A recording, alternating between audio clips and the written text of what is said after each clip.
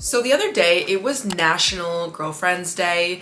Now, do I really play into those days that much? Not really, but I was like, you know what? Not only am I a good girlfriend, but I just used that day to kind of celebrate me, and I posted a photo on Instagram and I was like, happy National Girlfriend's Day, and then I posted a Pinterest quote that said, if you want to get anywhere, you're gonna have to turn your audacity up a few notches, babe. That's just how it goes. And that really sparked a idea and a conversation that I want to have in today's video, all about how to become the it girl of your own life, aka the woman of your dreams. And for anyone who is new, I'm turning 30 November 5th, so I feel like I have, you know, some work that I have really done and lessons that I have learned.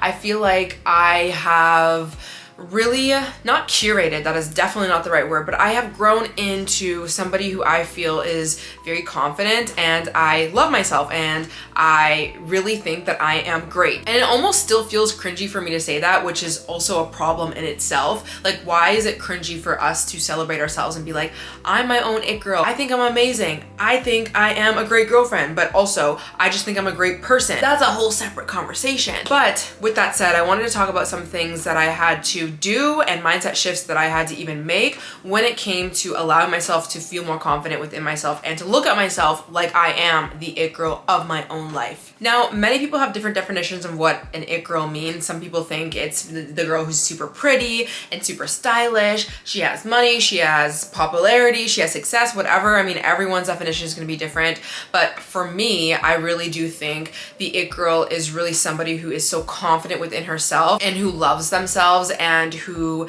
is really showing up in life. And yeah, they have a glow and they look amazing and they have things going for them, but it's very unique to them. And I'm just saying that because I think that we don't ever want to put ourselves in one specific category, one specific box. It's really all about you being your own it girl for your own life. Now, when I thought about what really made me feel confident and good about myself, it really came down to doing self-work. And I don't want to push the message that we need to constantly be working on ourselves, especially as women, to be valuable. We definitely do not. But realistically, our confidence within ourselves will not come from anything other than us actually putting the time and attention into ourselves. So let's talk about a few of those things. For one, I really committed to my mental health, and I still do to this day. I am constantly always working on my limiting beliefs, my negative thoughts. I'm doing my best to get out of my own way. This is so important if you want to feel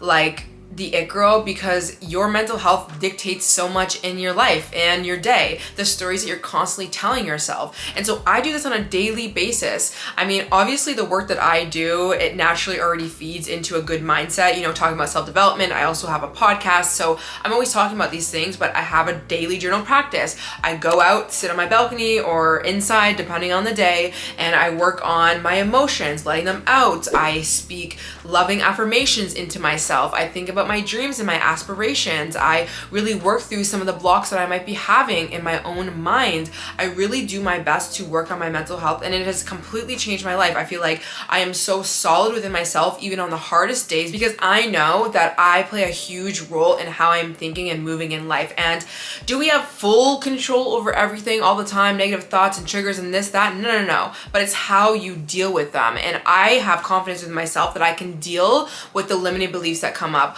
or the triggers that come up, or the sadness that comes up, because I'm willing to show up. And I think that that will bring you a really far way. The next thing is taking ownership over my trauma that I've experienced in my past, and really going on a healing journey and taking ownership of my current actions that would be playing out based off of those traumas. And I think that this takes a lot of maturity and a lot of healing work to do, of course. And it's not ever to say that we deserved the things that happened in our lives, right? You know, the parents that you were given or the situations that might have happened to you, it's not your fault, obviously. But at the end of the day, like, when you get older, you have to realize that you're going to play out patterns from parents or parental, whatever, like all your attachment styles. You're going to have triggers come up and you're going to react out of those things. And you have to be the one to work on those things. You have to see how the way I'm showing up in relationships or friendships, or the way that I'm dealing with my career, finances, my habits, how I'm taking care of myself, if those things are not good, it usually connects back to some sort of like trauma, shitty circumstances, or the way you were raised. But you are gonna have to be the one that goes on the journey to understand that and work through that and heal from that, because honestly, no one is going to do it for you. And we can waste our adult years crying about that and being upset about that and projecting and being like, well, this is just who I am in relationships, right? Like, oh, well, I just had a dad who left me, or a mom who wasn't there for me. And so, you have to deal with the fact that this is how my triggers are, and you have to.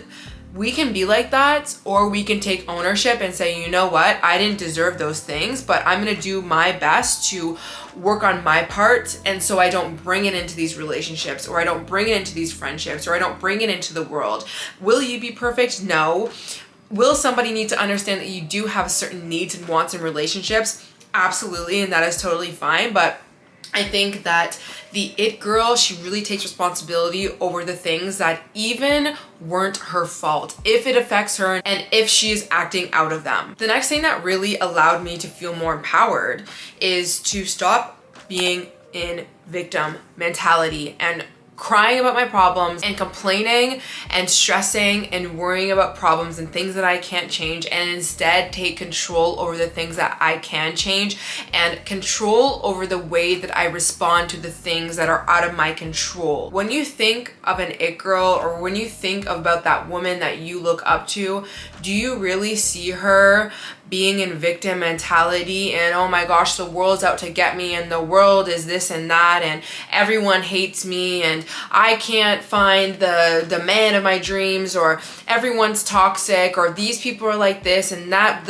like the woe is me? No, you don't. And it doesn't mean that, again, we don't deny reality. There are shitty people, there are shitty things happening, but we do our best with what we have, and we continue to move forward. One of the most inspiring things that you can see in someone else is their ability to handle adversity and to move past it and take back their power and be empowered. I think that that is very inspiring and motivating to me. The next thing that I think is a very solid foundation as to why I do feel like I'm my own it girl actually revolves around me working on my finances and my career and getting in the right direction when it comes to my life. Now, for anyone who is new, I had a lot of struggles in my life. I had a father who was very strict with me, and I was afraid of him. I was in fight or flight, and I dealt with a lot of trauma with him.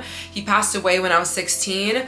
My mother went through addictions. I lost her last December, and so I had a life where it was like I could go one of two ways. I could go down the route of having parents who were addicted, and the adversity and the financial stressors and the not so great circumstances that I was in, and go down that path, or I could take power and ownership and work hard towards the things that I always deserved in my life, and that's what I chose to do. But the thing is, that doesn't come without hardship sometimes. It doesn't come without the realization that, you know what, I might have to work twice as hard as someone over there, and it's not fair, but I would rather do that than to take what is given to me and just live a poor quality life, which also means I have to stop focusing on things that do not matter, like lackluster relationships or even friendships, overconsumption, vanity metrics, all of those things that just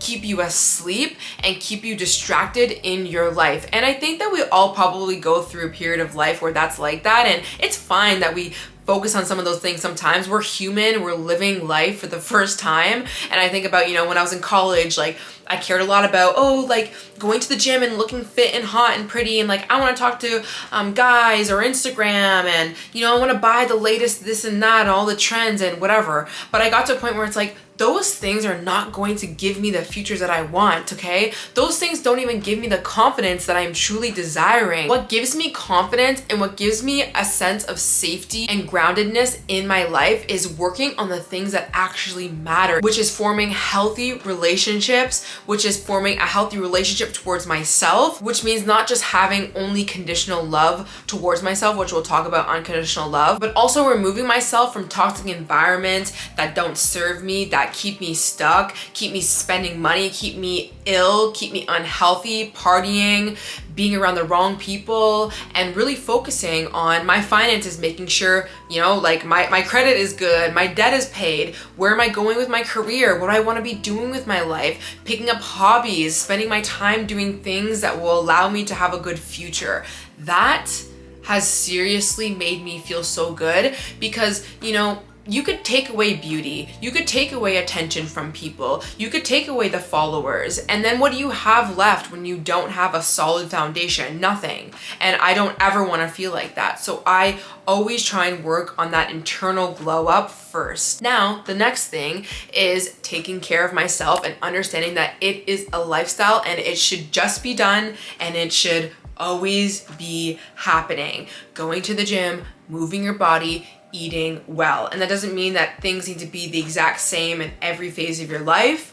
I am a very big advocate of cyclical living, but it is to kind of be more mature about the fact that, you know what, your body's a temple, your mind is a temple, everything about you is very valuable and you should treat it accordingly, which means you need to commit to working on yourself physically. And it might take many years. I've had many years of having to work out of unhealthy relationships with food, unhealthy habits, and getting back into cycles and things like that. But I never stopped fighting for myself and doing better. And I'm still doing that. I'm still trying to eat the best and move my body in the best way possible. And sometimes I fall short, but regardless, I know that it is not about getting hot for summer, you know, or getting hot for this one concert, or being pretty for Instagram, or, you know, even when it comes to like money and success, having money and success so I can, you know, have the latest, nicest bag or whatever. No, there's so many more reasons for wanting to be healthy and also wanting to be wealthy even. And I think the It Girl really knows that. The It Girl is committed to these things. She's not doing it for summer. She's not doing it for a short period of time. She's not committing to these things for a short amount of time and then, you know, then I'm not going to take any responsibility in my life. No, we take responsibility of our lives and we learn to enjoy it. We create the life that we want.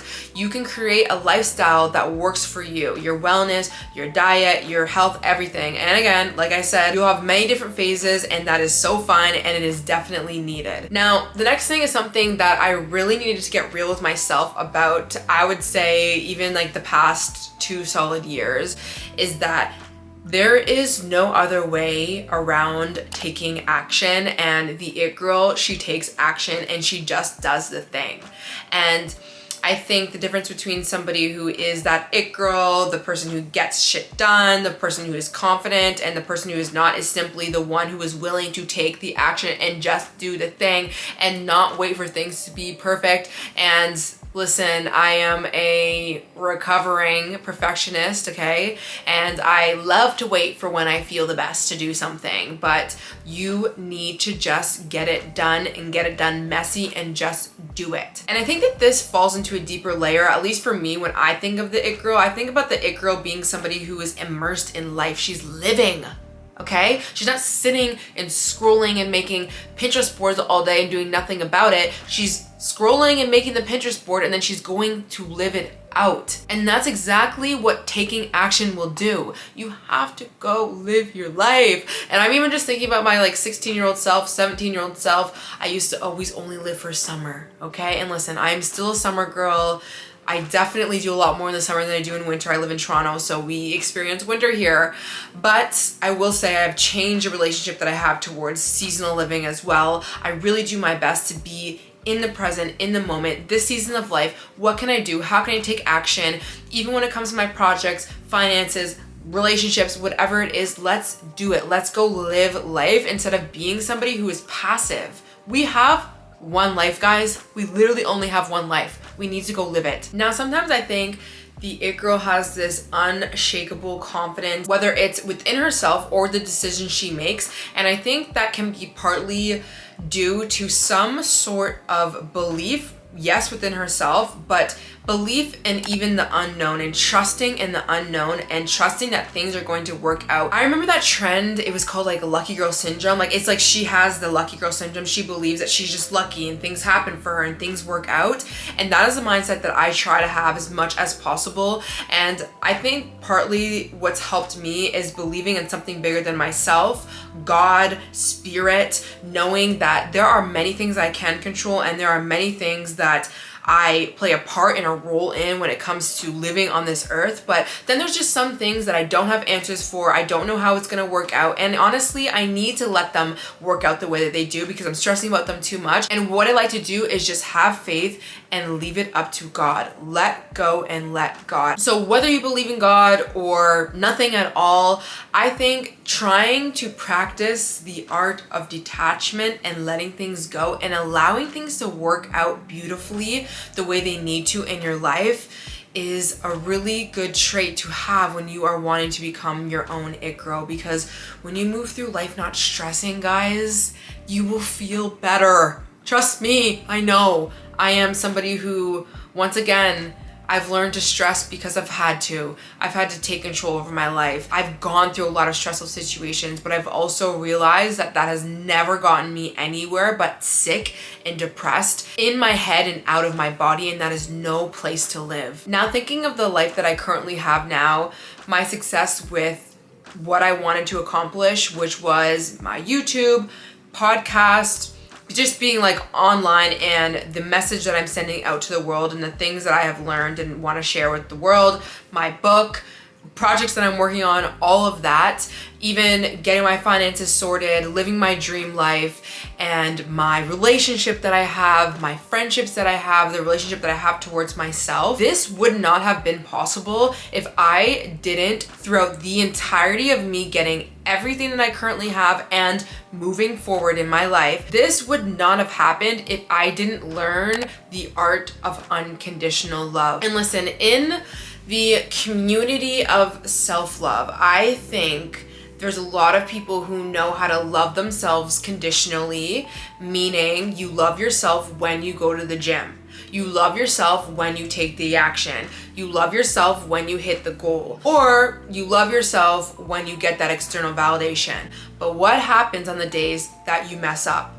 That you fall short, that you cross your own boundary, when you hurt yourself, when you hurt somebody else, when you don't do the right thing, or when you realize, you know, maybe you're not exactly where you want to be, or you look in the mirror, you don't like something about your face or your hair or your body. What happens then? And a lot of people, they are not comfortable with that. They do not like that. And that is a really big piece, I think, for anyone who is actually confident. They really have a piece of accepting the imperfections of themselves in life, because listen, that is how life will always be. There will always be things that you won't do perfectly. There will always be something that you look at your body and like, you know, it's like not the most perfect thing.